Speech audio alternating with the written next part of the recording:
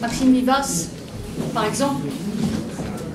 Je veux bien, mais je n'ai pas bien compris quel était l'ordre du jour et le sujet de notre rencontre, parce qu'en fait j'ai eu des ordres du jour évolutifs au fil des mails que j'ai reçus, et j'ai découvert dans le programme des choses que je ne savais pas qu'on avait parlé. Ce que je peux faire déjà, c'est vous présenter le site Le Grand Soir, que vous ne connaissez pas, qui est un site internet. Là, à côté de moi, j'ai des journalistes qui font dans le papier, voilà, des journaux alternatifs papier. Moi, c'est un journal uniquement électronique.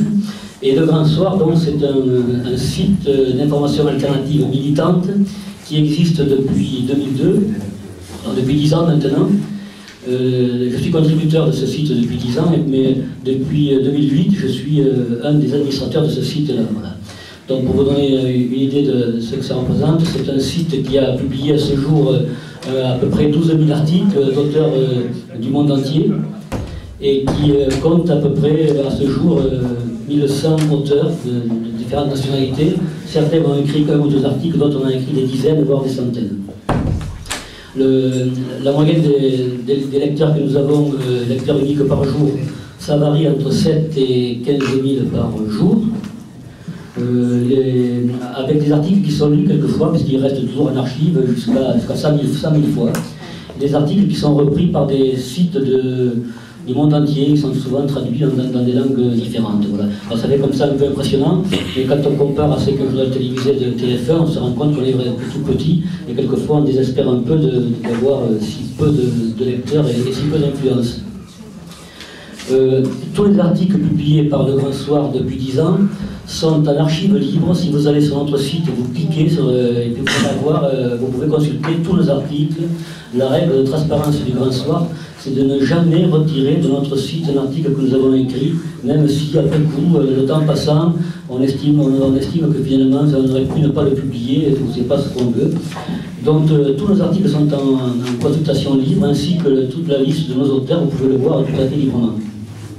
La particularité du Grand Soir, c'est que c'est un site qui veut donner à lire. Il donne à lire, ce qui ne veut pas dire que ce qu'on publie correspond aux idées de ses administrateurs. Simplement, on estime qu'à un moment donné, ce qu'on va donner à lire présente un intérêt pour la réflexion, ou est un sujet important qui n'a pas été traité, ou qui a été peu traité, ou qui a été mal traité par la presse classique payante. L'autre particularité du Grand Soir, c'est que nous n'attaquons jamais les individus, les associations ou les pays qui sont en état de résistance.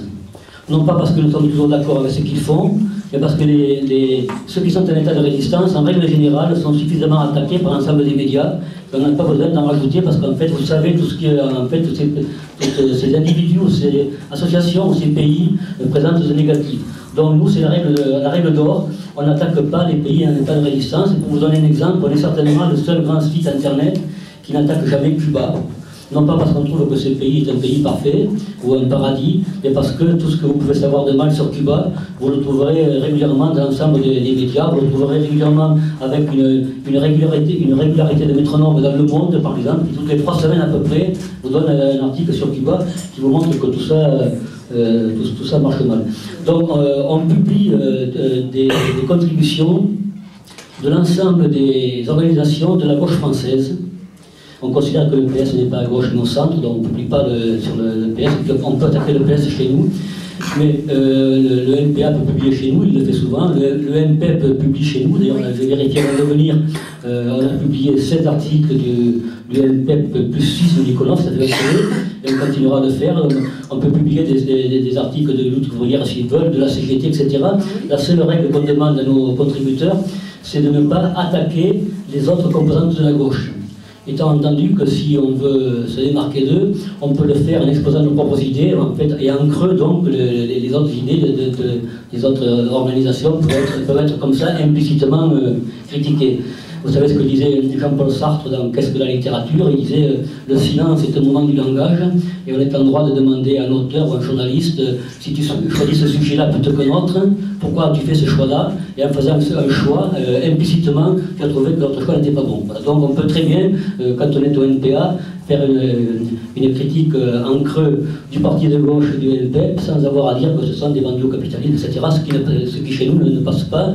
De même, les articles, les commentaires sont modérés et on demande à nos lecteurs, à nos contributeurs de faire des commentaires qui vont ajouter, qui vont confirmer ou infirmer un article, qui vont en tout cas ouvrir un débat et qui ne vont pas être une sorte de pugilat entre eux et l'auteur ou entre eux et les autres contributeurs. Alors, on ne trouve pas ça chez nous, d'ailleurs c'est assez rare dans les médias. Alors, donc en gros c'est une sorte de salon de la comtesse où on rentre, une sorte de club lambrissé où on peut discuter sans dire sort dehors si t'es un homme. Voilà, je crois que j'ai fait à peu près le... Alors, si, ce que je peux dire aussi, c'est que le Grand Soir est un site qui fonctionne avec très très peu de personnel. En fait, on est en gros... Pour faire, en gros, le Grand Soir, c'est un ordinateur à Saint-Ouen, dans la région parisienne, et puis un ordinateur à Toulouse, aujourd'hui, voilà. Ce qui est assez surprenant, pour quelquefois, on a des étudiants en journalisme qui veulent venir faire un stage chez nous. Mais en fait, on leur dit pas d'ailleurs à quel point ils ne savent pas qu'on n'a rien de comparable avec d'autres sites d'information alternative, comme par exemple rue 89, dont je parlerai demain. Ceux qui seront là, je leur en dirai 2 mots, parce que c'est un sujet que je connais bien. Et puis j'ai un compte à régler avec eux. Rue 89 est un site d'information considérable, qui a des moyens considérables, qui touche des subventions de l'État, qui est adossé à des actionnaires, et qui emploie 25 salariés, qui a, ne serait-ce que pour sa première page, 6 ou 7 maquettistes, etc. Donc on ne joue pas dans la même cour. Simplement, ce qui fait notre particularité, encore une fois, c'est qu'on a un souci de transparence, un souci d'honnêteté et un souci de dialogue avec nos lecteurs. Et puis, si on se trompe, on le dit. En tout cas, jamais on ne va retirer ce qu'on a fait avant, et jamais on ne va engueuler nos lecteurs. Voilà. Donc, c'est ça, on donne à lire.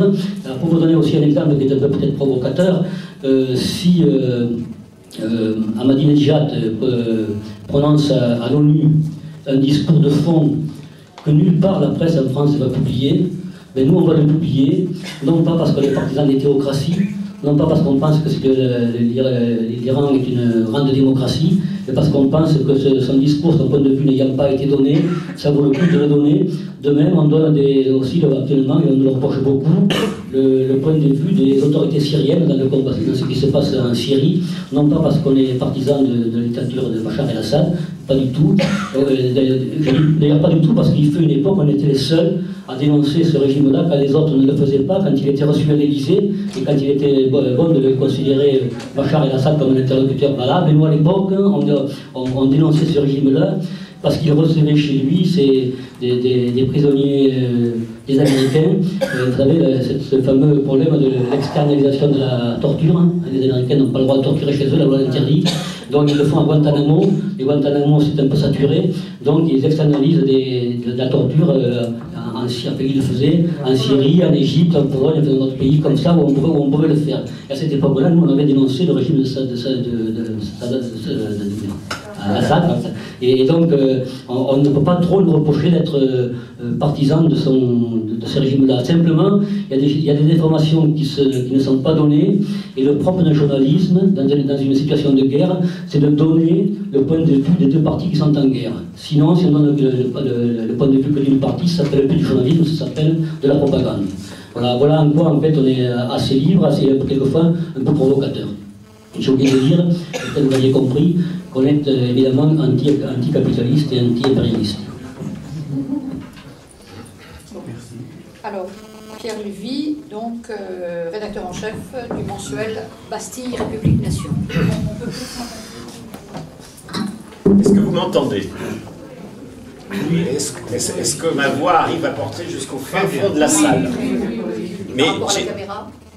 Donc il n'y a pas de problème d'enregistrement. Très bien. Alors, j'attends. Alors, le temps que les derniers s'installent, ça me permet de remercier les organisateurs pour avoir organisé un débat sur une question à laquelle on est tous confrontés, de quelque point de vue qu'on se place, que ce soit en tant que journaliste ou en tant que lecteur, qui est donc la question des médias. Donc comme on nous a proposé une vingtaine de minutes, je vais évidemment me tenir dans ce cadre, en vous disant en quelques mots le plan de ce que je vais vous raconter dans les minutes qui viennent. Je vais d'abord vous faire une rapide présentation de ce mensuel progressiste, radicalement eurocritique, qui est Bastille République Nation. Ensuite, je vous dirai quelques mots, j'exposerai mon point de vue sur l'importance de l'information. Et j'essaierai de vous montrer à quel point il ne s'agit pas simplement d'enfoncer une porte ouverte quand je dis ça.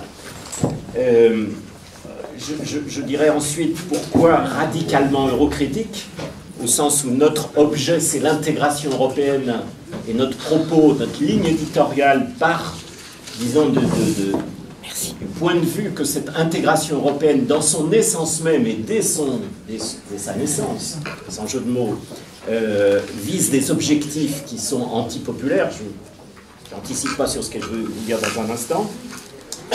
Et ensuite, je centrerai les quelques minutes qui me resteront dans mon exposé sur les questions de la langue. Alors ça fait un petit peu, c'est complémentaire en quelque sorte de ce qui se passe dans la salle à côté, mais cette question des mots et du vocabulaire est tout à fait centrale et je voudrais, pour ceux qui n'y seraient pas totalement sensibilisés, attirer votre attention là-dessus. Alors juste un mot donc alors je me présente d'abord, donc je suis Pierre Lévy, je suis journaliste depuis une dizaine d'années. J'ai dans une vie antérieure travaillé pour l'humanité, enfin j'étais journaliste à l'Humanité dans la rubrique internationale et je vois qu'au fur et à mesure qu'on parle, le bouche à oreille fonctionne et on va être bientôt débordé. Voilà, sans doute. Si les camarades s'inscrivaient dans les séances, vous aurez eu droit à une plus grande salle. Alors, en le décomptant de mon temps de parole, il y a des chaises qui arrivent, c'est ça? Oui, c'est pour ça. Ah oui, c'est vrai. Alors si, pendant que c'est le bordel pour mon temps, je peux en profiter pour me présenter, c'est quand même pas l'essentiel de mon exposé. Donc j'ai fait partie de ceux qui en décembre 2000 ont lancé le mensuel Bastille République Nation. Pour la petite histoire, c'est un mensuel qui est... Le moment fondateur de son lancement, c'était une grande manifestation à Nice, les 6 et 7 décembre 2000, à l'occasion du sommet de Nice, qui réunissait à l'époque les 15 dirigeants de l'Union européenne, et qui a été en quelque sorte fondateur pour un certain nombre de choses, et donc en contre, y compris de notre journal. Alors notre journal compte aujourd'hui environ 10 000 lecteurs. Bon, c'est...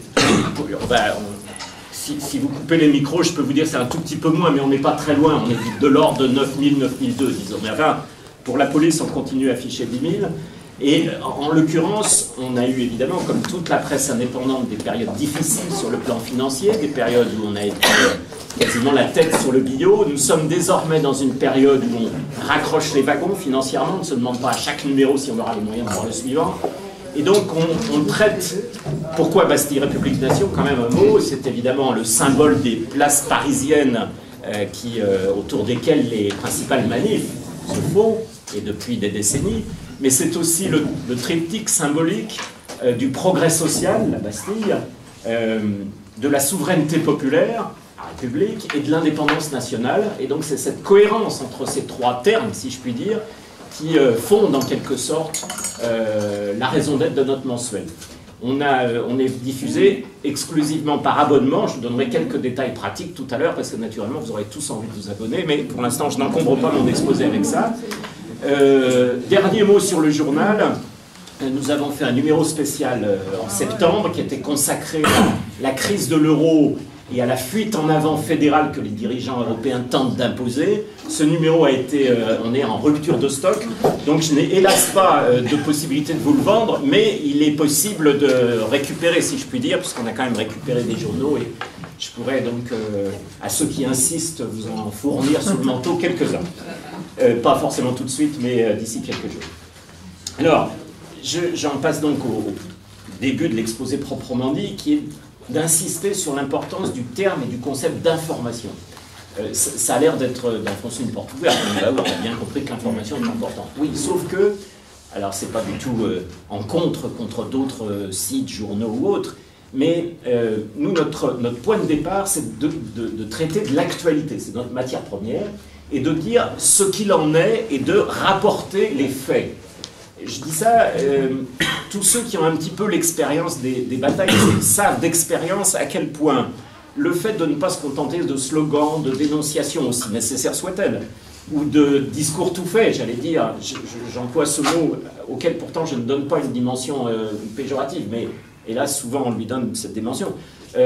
On ne se contente pas entre guillemets de propagande. La propagande, par ailleurs, il en faut. Mais ce n'est pas notre propos. Nous, notre journal, il est sur ces questions européennes et seulement sur celles-là, parce que nos moyens ne permettent pas d'avoir un spectre plus large. En l'occurrence, c'est celui sur lequel le besoin d'information est l'un des plus grands. Dire ce qui s'est passé au dernier Conseil européen, qu'est-ce que sont en train de manigancer les dirigeants allemands? Est-ce qu'il y a des contradictions entre les Italiens et les Espagnols? Comment est-ce que les politiques antisociales qui sont menées, à quel point il s'agit d'un copier-coller de ce qui est négocié à Bruxelles et dans quelles conditions? Bref, il s'agit parfois d'informations ennuyeuses et rébarbatives qu'on essaye de mettre en scène de manière un peu moins rébarbative et un peu moins ennuyeuse. Mais on part du principe que dans notre journal, vous trouverez des informations que vous ne trouverez pas ailleurs, et certainement pas, en tout cas, dans la grande presse. Voilà. Donc cette importance de l'information a été illustrée à deux... Enfin, il y a milliers d'exemples, mais il y en a deux qui me viennent en tête, et sans doute ça rappellera quelques souvenirs à certains d'entre vous. Au moment de la bataille contre l'AMI, vous savez, l'accord multilatéral sur l'investissement, on avait fait cette comparaison, vous savez, celle du vampire. Quand on sort de l'ombre, eh ça tue le vampire. C'est un peu ça l'idée de l'information. Dès le moment où on commence à informer, on a déjà fait un immense... Ça ne suffit pas, bien entendu, il faut des analyses qu'on propose aussi, des commentaires, des éclairages qu'on propose aussi, des interviews, des reportages. Mais la base, c'est l'information. Et le deuxième exemple, qui est plus récent, et sans doute tout le monde était né, je pense en 2005 ici, vous vous rappelez de cette formidable bataille contre le traité constitutionnel européen. Pourquoi nous l'avons gagné? Alors, la formule est rapide, mais pourquoi le non a triomphé, enfin a gagné? Tout simplement parce que... Enfin, simplement... Il y a évidemment 1000 raisons, bien entendu, il ne s'agit pas de simplifier, mais un des éléments déterminants a été les milliers et les milliers de débats qui se sont tenus dans toute la France, y compris dans les plus petits villages, pour expliquer presque ligne à ligne ce dont il s'agissait. Presque trop même, à la limite, parce que des fois on en perdait même de vue la cohérence d'ensemble. Mais en tout cas, c'était l'idée. Dès l'instant où on informe, alors nos adversaires ont de soucis à se faire. Voilà, c'est vraiment ce point. Alors ça, c'est les exemples connus. Des exemples moins connus, je voudrais en citer 2 ou 3. Notre journal avait fait, c'était en 2004, mais ils ont recommencé depuis, nos adversaires, avaient dévoilé ce qu'ils appellent le concept stratégique européen. C'était à l'époque M. Solana, qui était haut représentant pour l'Union européenne après avoir officié comme secrétaire général de l'OTAN, tout ça est interchangeable. Et donc ce concept européen qui notamment donnait l'idée, je cite de mémoire, hein, il s'agit de répandre la bonne gouvernance dans le monde. Et voilà, on a donné des extraits de ce concept stratégique. C'était pas quelque chose qu'on était allé cambrioler top secret dans un tiroir caché de Bruxelles, c'était une source ouverte, sauf que personne n'en a parlé. Le simple fait de donner cette information faisait mesurer à quel point l'ambition impériale de l'Union européenne était réelle, même si ils se lamentent aujourd'hui qu'ils n'ont pas encore les moyens qu'ils voudraient, etc. Mais c'était cette ambition-là qu'il s'agissait de dévoiler. Dernier exemple, sur les questions, parce qu'il y a ces 3 piliers, hein, régression sociale, hein, du point de vue de l'Union européenne, ambition impériale, et, comment on va dire, zigouillage, enfin en tout cas, mise sous le boisseau, et fin de la démocratie, c'est-à-dire de la souveraineté populaire. C'est 2 manières de dire la même chose. On a par exemple donné des citations qui sont absolument extraordinaires. Le nom de l'économiste allemand, qui est un économiste de premier plan, un genre d'Attali là-bas, enfin bon bref, de premier plan, c'est entre guillemets, enfin connu en tout cas, qui expliquait, on en a fait notre numéro de juin je crois, la démocratie est devenue contre-productive. Il disait comme ça, hein, bon, je n'ai pas le temps de détailler exactement son argumentaire, mais c'était sa conclusion. Et puis quelqu'un de plus connu encore, puisqu'il s'agit du président du Conseil italien, M. Mario Monti, qui a dit il y a quelques semaines que ça serait une catastrophe pour l'Europe si les gouvernements se laissaient prendre en otage par leur Parlement. Vous voyez l'idée derrière. C'est pas quelque chose on n'a pas été torturé, si vous voulez, pour qu'ils disent ça. C'est une source ouverte, simplement. Vous n'avez pas trouvé beaucoup d'écho de ça dans d'autres... Voilà, alors je termine sur ce point, simplement pour dire que pour nous, l'information, c'est la matière première.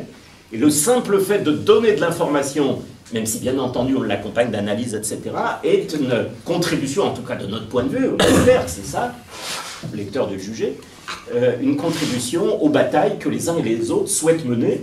Et dans notre lectorat, on a un lectorat très divers. Il y a des communistes restés communistes, appelons ça comme ça et sans polémique. Il y a des chevènementistes restés chevènementistes. Là, on ne va pas non plus approfondir la question. Il y a des gaullistes restés gaullistes. Enfin bref, on a un champ de gens qui, avec de motivations diverses, en tout cas, sont attachés à ce triptyque que je vous citais tout à l'heure et qui sont surtout attachés à trouver des infos qu'ils ne trouvent pas ailleurs. Alors, je l'ai dit et je le redis ne serait-ce que d'une phrase, donc de notre point de vue, ces informations s'articulent autour d'une ligne éditoriale qui part du point de vue que l'intégration européenne n'est pas une sorte de dérive. L'Europe n'est pas en train de dériver vers des mauvaises politiques alors qu'il s'agirait d'une bonne idée. Elle part, évidemment, c'est un point de vue qui se discute, hein, c'est pas un point de vue qu'on cherche à imposer, mais il a l'intérêt d'être minoritaire, si j'ose dire, pour ne pas dire tabou. C'est-à-dire que dans son essence même, l'intégration européenne a, dès le début, hein, dès les années 50, sans même remonter avant, mais bon, dès le début, le but c'est bien d'imposer une régression sociale, c'est bien, elle est née de et dans et pour la guerre froide, hein, donc c'est bien une logique d'affrontement contre les peuples. Et troisième chose, c'est bien une manière de dessaisir chaque peuple en l'occurrence de millions, mais c'est le principe général de la mondialisation, hein, de dessaisir chaque peuple de la liberté de décider par lui-même de son avenir. Voilà, donc c'est ces trois principes, si vous voulez, c'est à travers cette grille qu'on propose nos analyses, etc. Mais mon propos ici, dans le cadre où le temps n'est pas élastique, donc je ne veux pas développer ce point, je préfère plutôt centrer la moitié qui me reste de mon exposé sur l'importance qu'il faut donner aux mots et à la langue. C'est souvent quelque chose qu'on néglige. Peut-être connaissez-vous le nom de Victor Klemperer, ce linguiste allemand qui est juif, issu de la bourgeoisie juive, qui a raconté dans des ouvrages remarquables la montée du nazisme au jour le jour. Il était à Dresde avec une femme non juive, c'est pour ça qu'il n'a pas été tout de suite exterminé.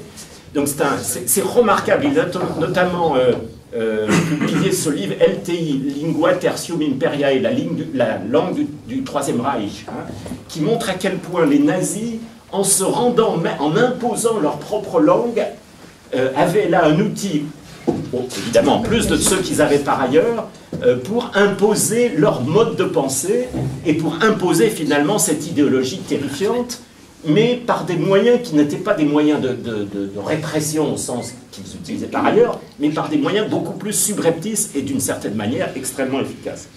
Et Klemperer disait, la langue du vainqueur, je cite, la langue du vainqueur, on ne la parle pas impunément, on la respire autour de soi et on vit d'après elle.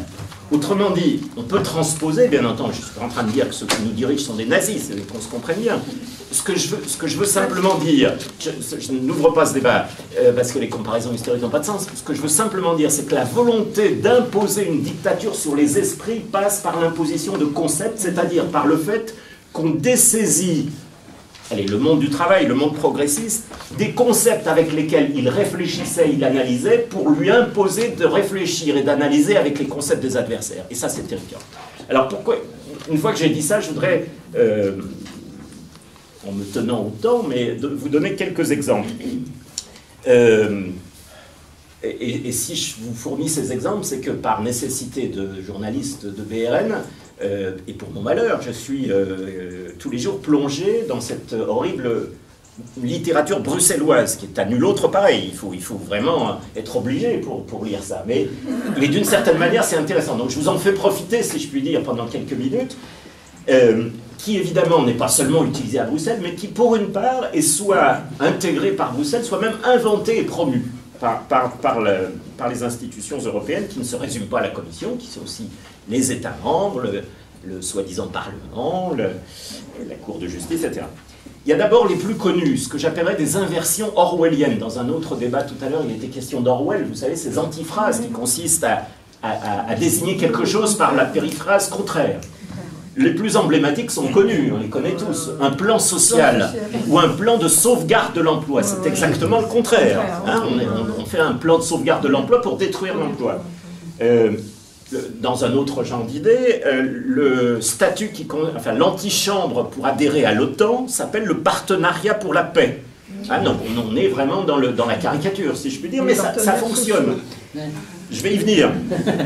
Quand on parle, par exemple, pour la Grèce, ou pour l'Espagne peut-être demain, d'un plan d'aide, d'un plan de sauvetage, on a bien compris qu'il s'agit non pas de les sauver, mais de leur enfoncer la tête dans l'eau. Quand le terme qui est né à Bruxelles et qu'un certain Attali, décidément, je ne sais pas que je l'aime beaucoup, mais a repris, le rapport qu'il avait pondu sous Sarkozy s'appelle « Libérer la croissance ». Libérer des statuts. Hein, les fameux statuts de la foncière. Autrement dit, quand il s'agit de briser des acquis sociaux, des conquêtes sociales, la notion de libérer est celle qui est mise en avant. Fillon disait, toujours par antiphrase, alors la citation date de novembre il y a un an, là, il plaidait, je cite, pour mais vous en trouvez des milliers tous les jours, hein, je reprends celle-là, pour la sauvegarde et la modernisation de notre système de protection sociale. Vous voyez, quand on fait quelque chose, on dit l'inverse. Il y a ceux, alors ça c'est les inversions, il y a ceux qui sont des purs produits idéologiques. 8 minutes, ça va? Ouais. Je suis toujours, je ne veux pas abuser des bonnes choses. Les purs produits idéologiques, c'est cette deuxième catégorie dont je voudrais vous donner quelques exemples. La notion de compétitivité, par exemple. Alors, il faut d'abord savoir, si j'ai le temps tout de suite, ou sinon je vous le replacerai dans la discussion, on verra bien, je dirais un mot de la prégnance et de l'invasion de la langue anglaise, en fait, de la langue anglaise dévalorisée, pas vraiment de l'anglais, mais du globish. C'est pas du tout neutre idéologiquement. Et par exemple, compétitivité, ça vient de compétition, et compétition, en fait, c'est un faux ami.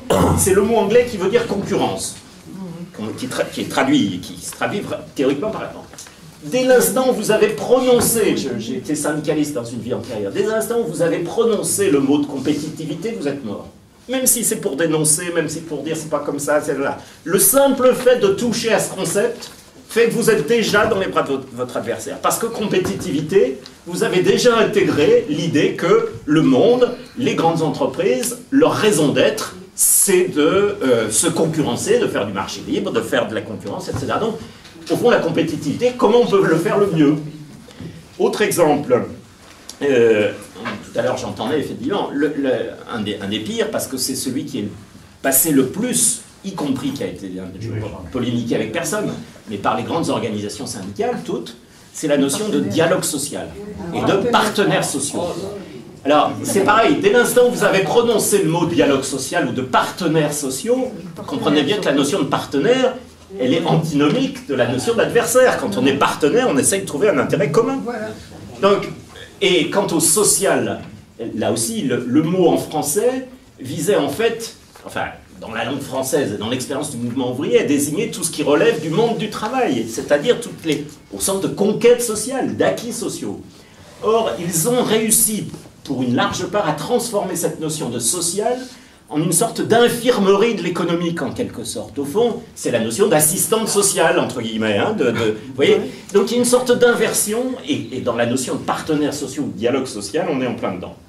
Dans un autre genre d'idée, alors là, c'est pas tellement de l'anglais, ça vient plutôt de la, comment dire, la philosophie allemande, mais bon, je ne vais pas rentrer dans cette philologie-là, mais la notion de destin, alors sans jeu de mots avec un certain Giscard, hein, mais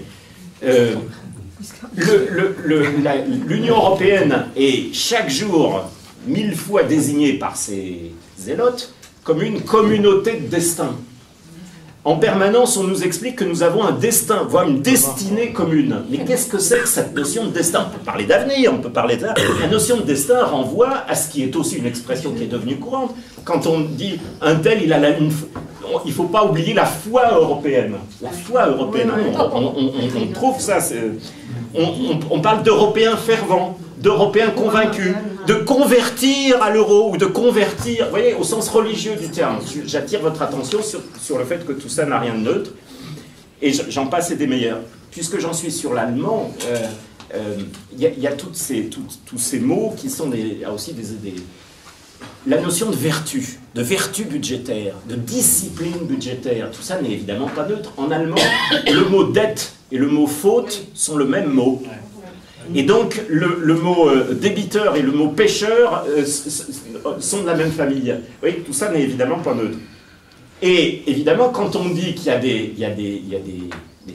péchés, en tout cas, et qu'il y a une vertu ou éventuellement une désobéissance, alors il faut faire de la pédagogie. Et qui dit pédagogie, vous savez, hein, on a perdu parce qu'on n'a pas fait assez de pédagogie. Et qui dit pédagogie dit exactement comment les élites autoproclamées considèrent le peuple, comme des gamins. Et des fois comme des gamins turbulents qu'il faut mater. Et c'est pour ça qu'il y a la notion tout à fait naturelle de sanction qui vient de sanction, alors de sanction au sens économique du terme. Et cette métonymie très très courante qui consiste à dire par exemple l'Allemagne est le bon élève de l'Europe, la Grèce est le mauvais élève de l'Europe. Mais au départ, ça n'a sans doute pas été tout à fait, mais maintenant ça passe comme, si je puis dire, comme une lettre à la poste. Voilà. Je n'en rajoute pas sur le social. Peut-être deux mots sur la question de... Alors il y a des termes aussi, chacun peut entraîner débat sur les questions par exemple de la diversité. Alors aujourd'hui, la diversité est promue comme une sorte de concept extrêmement positif. En réalité, quand on regarde, la langue n'est pas neutre. Ce qui, aux États-Unis, parce que le terme vient de là, hein, est promu comme une valeur progressiste, s'oppose dans la réalité en termes à la notion révolutionnaire, en tout cas progressiste en France, d'égalité. Donc c'est la diversité, c'est cette promotion de la différence qui s'oppose à notre...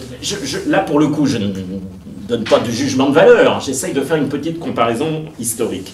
Et donc avec toutes les notions qui vont avec, mais je n'ai pas le temps de développer, je le ferai peut-être dans la discussion. La notion de communauté internationale, par exemple, elle n'a rien d'innocent.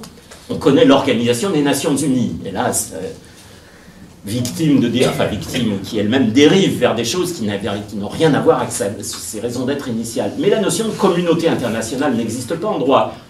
Et pourtant, on en entend parler tous les jours. De quoi il s'agit? En gros, du camp occidental, des dirigeants du camp occidental. Hein, quand il y a les 4 pays, ou les 5 pays du camp occidental qui décident quelque chose, il y a beau y avoir une centaine de pays par ailleurs qui sont en opposition, eh bien c'est l'Iran est isolé, par exemple. Alors qu'en réalité, il est isolé par cette communauté internationale qui sont ces dirigeants occidentaux autoproclamés. La notion de populisme aussi, évidemment, je ne veux pas m'étendre, mais vous avez bien vu à quel point elle a été utilisée comme une arme pour discréditer un certain nombre d'idées, pour discréditer un certain nombre de propositions. Enfin, avant de passer aux euphémismes, dernière chose, ce vocabulaire guerrier n'est pas neutre. En permanence, l'Union européenne lance des stratégies, lance des offensives, relève des défis, propose des feuilles de route. Tout ça est d'ailleurs copié pour une large part de l'anglais, j'y reviendrai. Donc tout ça donne une image inconsciente de ce qu'il souhaiterait, enfin, comment il souhaiterait maintenir les rapports internationaux. Enfin, sur ce que j'appelle les euphémismes de retournement, c'est-à-dire désigner quelque chose par quelque chose d'apparemment beaucoup plus anodin, mais en réalité en retourner le sens. Vous en connaissez plein, mais attention à ne pas banaliser ça nous-mêmes. La maîtrise des finances publiques, hein, ça a l'air... Qui ne serait pas pour maîtriser les finances publiques? En réalité, il faut traduire. C'est la coupe dans les dépenses publiques. La consolidation budgétaire, ça ne veut rien dire en soi. Si on sort du contexte, vous prenez quelqu'un d'il y a 50 ans, on vous dit on veut faire une consolidation budgétaire, de quoi vous causez? Alors maintenant, tout le monde comprend. Consolidation budgétaire, c'est le terme gentil et poli pour dire il faut, toujours la même chose, il faut couper dans les dépenses publiques. L'assainissement des... Qu'est-ce que ça veut dire derrière? Ça veut dire que jusqu'à présent, les finances publiques, c'était les écuries d'Augias, c'était les chiottes qu'on n'arrivait pas à décrasser. C'est ça que ça veut dire. Quand on parle, par exemple, de la modération salariale. Modération salariale, ça veut dire en clair que jusqu'à présent, les salariés s'étaient gobergés avec des salaires absolument indigestes. C'est ce qu'il nous explique. Et c'est pour ça qu'il faut donc mettre les peuples, disent-ils, à la diète. Je passe sur les termes de rigueur, d'austérité qu'on emploie nous-mêmes, mais qui véhiculent les idées des adversaires, de discipline budgétaire, de cure d'amaigrissement, de fonctionnaires à mettre au régime. Et même le terme de solidarité est inversé. C'est-à-dire que là, Parce que la solidarité dans la tradition du mouvement ouvrier, c'est on combat ensemble parce qu'on a des intérêts communs et qu'on est plus fort quand on combat ensemble. Il retourne. Là, la solidarité, c'est en réalité une sorte de mendicité et de charité, voilà, qui vise à ce que tout ça n'explose pas. Je vous passe les remises en ordre des finances publiques. Rationaliser, non, vous connaissez dans les entreprises, on veut rationaliser. Ça n'a rien de rationnel, sauf du point de vue de la raison du profit maximum, naturellement. L'ajustement, quand on parle d'ajustement budgétaire, ça a l'air de rien, l'ajustement. On ajuste, mais en réalité, c'est toujours la même idée derrière. Hélas, un terme qui est né dans la période 1997-2002, j'en dis pas plus, vous rechercherez, où on a la notion de faire respirer le capital public. Faire respirer, c'est beau. Tout ça pour dire privatiser. Mais vous voyez, qui serait contre respirer, hein, bon. Et quand on parle de la grogne sociale ou de la grogne des syndicats, à quoi on compare implicitement les salariés qui grognent? Voilà. Donc je vois que j'ai tenté de vous convaincre et que ce n'est pas tout à fait perdu. Bref. Et on parle aussi d'ailleurs d'introduction du capital dans le public. C'est l'introduction dans le privé. Et vous voyez comment on arrive à transformer des choses. Bref, je termine là-dessus parce que j'en aurai d'autres et je les replacerai le cas échéant. Hein. Ce que je veux simplement vous dire, et pour laisser la parole à mon voisin qui a aussi certainement beaucoup de choses à dire, c'est que cette question de la langue est au cœur de l'idéologie. Et elle est dangereuse au sens où on nous l'introduit par contrebande. C'est-à-dire qu'on arrive à ne plus penser avec nos propres concepts. Alors, ces questions des mots, je n'ai pas eu le temps de parler de l'anglais, j'en parlerai peut-être tout à l'heure dans la discussion, sont évidemment, nous, notre matière première dans le journal. J'en profite pour faire quelque chose de tout à fait désagréable, mais quand même, je le fais, pour faire un peu d'autopromotion, puisqu'il se trouve que je viens de sortir un livre, un roman qui s'appelle L'Insurrection, qui est en vente là, qui est un pamphlet d'anticipation qui se passe d'ici 2022, qui pousse jusqu'à l'absurde les logiques actuelles, et qui précisément reflète cette sensibilité sur les mots. Donc si vous, en principe, ce livre est censé faire rire, vous faire passer un excellent moment. Donc si vous avez envie de rire sur des choses sur lesquelles vous ne riez pas d'habitude, n'hésitez pas, c'est garanti, j'assure le service après-vente. Je vous prie, tu me l'as vendu à la fête de l'humain, c'est un délice. Tu passeras prendre la petite commission. Alors, tu vas en avoir des chèques. Mis à part, merci. C'est en général ce qui est les retours que j'ai. Donc voilà, le nombre d'exemplaires étant limité, ne le répétez pas autour de vous. J'en termine là-dessus en m'excusant, en vous priant de m'excuser d'avoir été un petit peu long, mais vous avez vu que je suis plein de mon sujet, j'en ai même pas dit 10%. Sans doute dans la discussion, ils reviendront d'eau. Je vous remercie en tout cas de votre attention et je passe la parole à mon collègue. Sébastien Boistel pour Le Ravi. Oui, bonjour. Donc, comme Maxime, j'étais ni au courant de la longueur de l'intervention, ni de la thématique de l'intervention. Donc, je ne vais absolument pas préparer comme mon voisin, si ce n'est que lui aussi, dans une vie antérieure, il a été journaliste à l'UMA, moi aussi. Et je me rappelle qu'à l'UMA, sur la question de l'importance des mots, il avait failli se battre à l'humanité pour faire en sorte que le mot clandestin ne soit pas utilisé. On avait des discussions en rédaction, en conférence de rédaction. On avait des personnes qui, dans les articles, écrivaient très tranquillement 30 clandestins ont été arrêtés à la frontière, patati patata. Nous, on s'est battu à un certain nombre, on n'a pas forcément tout le temps gagné, pour que ce mot clandestin soit rayé du vocabulaire des journalistes de l'humanité, pour dire plutôt migrants ou personnes en situation irrégulière, avec tout ce que cela signifie, mais en vous disant que c'est un combat de tous les jours, et que tu as bossé à l'UMA, tu sais comment ça fonctionne. Moi j'ai quitté l'UMA, je pense pour certaines raisons, c'est qu'au bout d'un moment on tourne en rond, et que ce genre de combats, ils sont très difficiles à mener, étant donné qu'en période électorale, ce journal n'a plus de journal que de nom, quoi. C'est un petit propagande. Mais nous sommes dans une... on avait dit, on parlait de démocratie. La dictature, c'est ferme ta gueule, la démocratie, c'est cause toujours. Bah, nous, au Ravi, on se bat encore pour causer, et c'est pas facile. On est un journal, pour vous expliquer ce qu'est le Ravi, on est un mensuel satirique qui est basé à Marseille et qui diffuse sur la région de PACA. En gros, on est un objet de presse non identifié, au sens que on bénéficie d'une longévité totalement insolente. Ça fait 9 ans que le Ravi existe, on en est à notre numéro 101. Ça, c'est notre numéro 100, qu'on a fait justement sur la question des médias, pressés comme des citrons. Et ce qu'on fait comme travail au Ravi, on fait un boulot. Déjà, pourquoi le Ravi? Le Ravi, c'est le personnage de la crèche, un peu l'idiot du village. En fait, la figure est duale, c'est-à-dire que l'idiot du village, c'est-à-dire celui qui dit tout haut ce que les autres pensent tout bas ou n'osent pas dire. Donc c'est un petit peu notre créneau.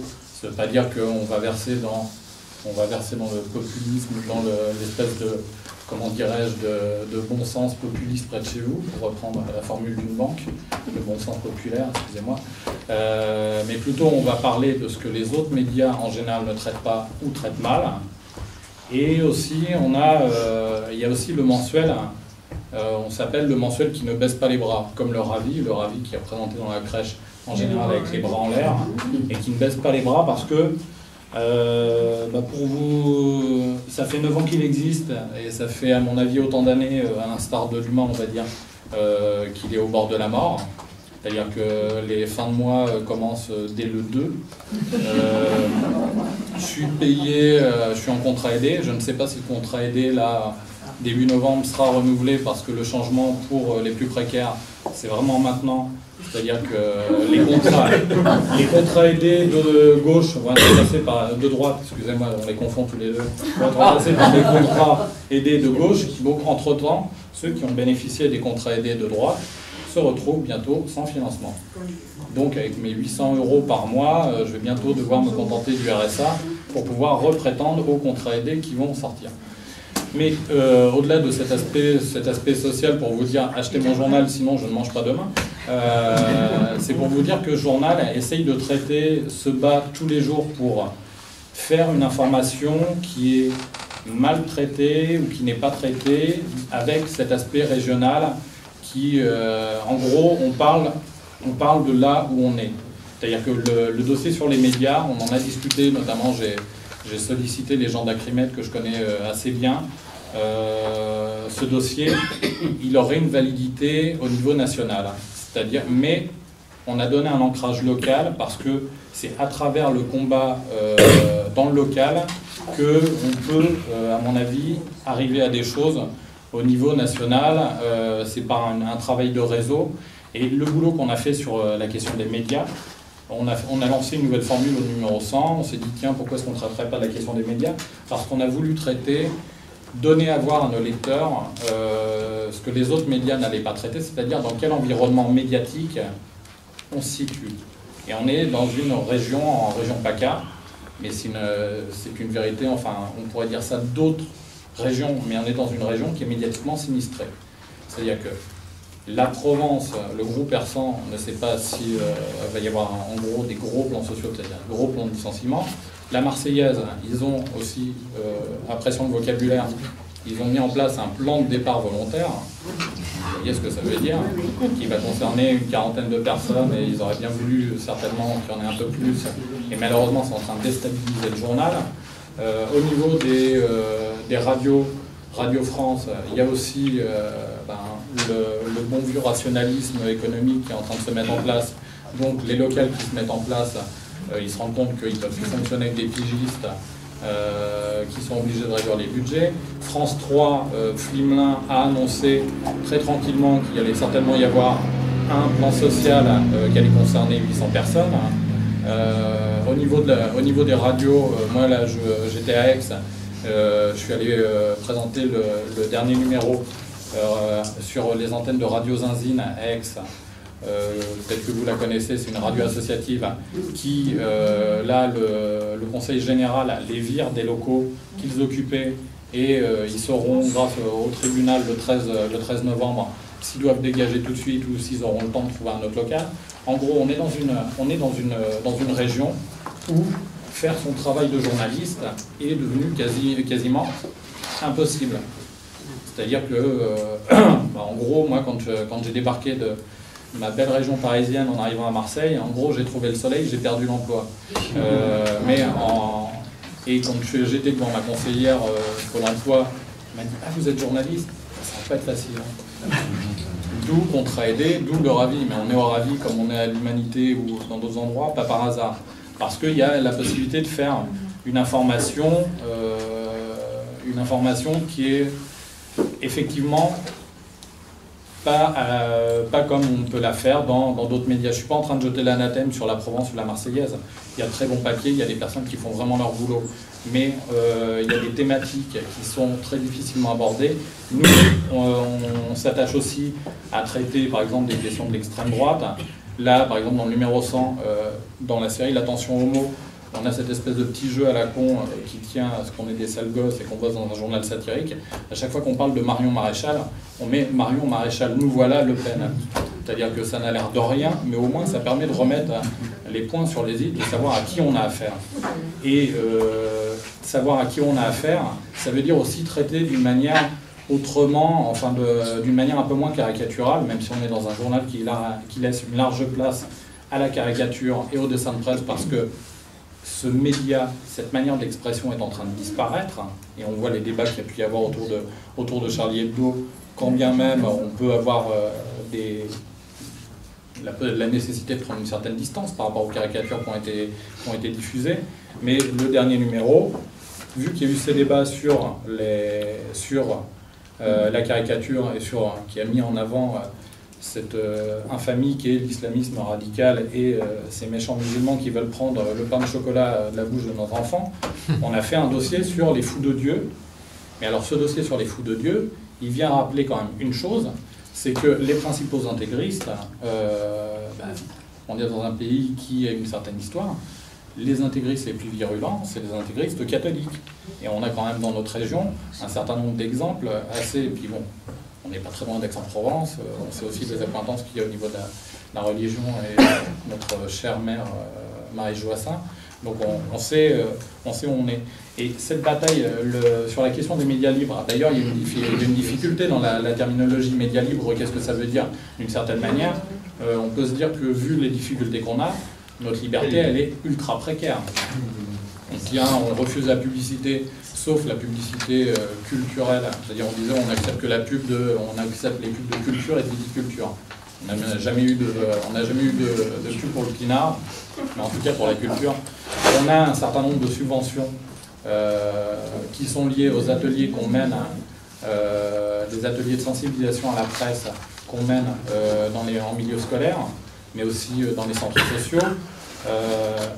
On se bat aussi pour que ceux qui n'ont jamais la parole puissent l'avoir. C'est-à-dire que je fais encore mon vendeur de marchand de tapis, mais dans ce numéro-là, dans le numéro 100, vous avez le Ravi Crèche dans la rue. C'est un partenariat qu'on a fait avec la Fondation Abbé Pierre et qui est la traduction d'ateliers qu'on a menés dans une boutique Solidarité à Marseille avec des sans-abri.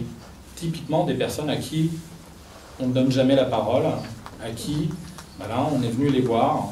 En l'occurrence, moi, j'ai passé plusieurs jours avec eux en leur disant voilà de quoi vous avez envie de discuter et comment est-ce qu'on pourrait traiter d'une manière satirique, d'une manière informationnelle,